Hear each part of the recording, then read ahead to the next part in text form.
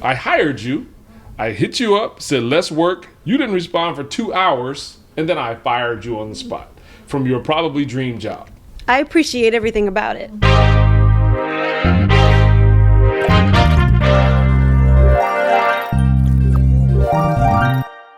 Saw this online. I took a screenshot, sent this to the kids. Not just our kids, all the kids. Okay. I sent it to all the kids. This message begins with Kanye texting unidentified person at 9:34 a.m. Oh, Lord. Good morning, let's work. Roughly 2 hours go by with no response. And Ye supposedly texts, you're fired, go home. The person on the receiving end then responds, I'm really sorry, I have no excuse. I set an alarm for 7:30 a.m. For whatever reason, my phone wasn't alerting me. I woke up at 11:08 to missed calls and got dressed as fast as I could. Lou was already on his way to get Boogs, and they just got here. I didn't call back right away because I was in panic trying to find a ride. I know this is unacceptable, I'm sorry. Kanye then writes, stop texting, go find God.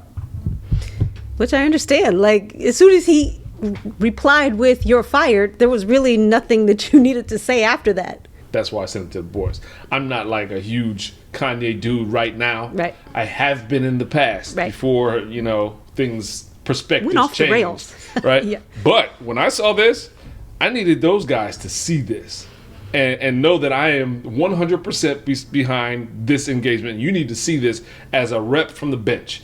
You're not living this rep. You're not running this route in practice. You're watching from the bench, and you get to see and hear from your coach, Dad, Uncle B, that I fully agree with this response. I hired you.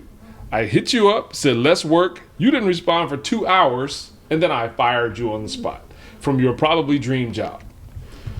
I appreciate everything about it. I think that there are too many kids where they feel like, oh man, I missed the assignment, or I turned it in late, or I didn't do it. So I talked to the teacher and they'll let me turn it in. I found myself in those instances cringing when the teacher was like, okay, no problem, just submit it. Because in my mind, I'm like, we're trying to teach our kids that in the real world, you don't get those opportunities. Like, you miss it, you miss it. Mm-hmm. And so I think that in high school, when you are constantly being rewarded for lateness, and by reward, I mean, if 50% off is still 50% better than zero, right? I just feel like at times when they're getting rewarded for turning stuff in late, it doesn't help them. It doesn't help them all. And it doesn't prepare them for the college professors that don't play that at all. Mm-hmm. And eventually the bosses that don't play that. You know what I'm saying? Right. I think maybe our kids should be groomed. And this is from the perspective of we've raised ours and they're out of the house. And I can look at our 27-year-old daughter and say, when she's talking to us about just different projects she's working with and the people and the relationships that she's working with, that's unacceptable. That 2 hours later response is completely unacceptable and doesn't work. And so why should it work in high school? And I think that sometimes parents are like, well, it's high school. No, it's not. You don't understand. You're raising that kid for, and I don't want to just say a job, because both of us are entrepreneurs, and both of our kids are walking in the same direction, but you're raising your kids for not college. You're raising them for the real world, right? For life.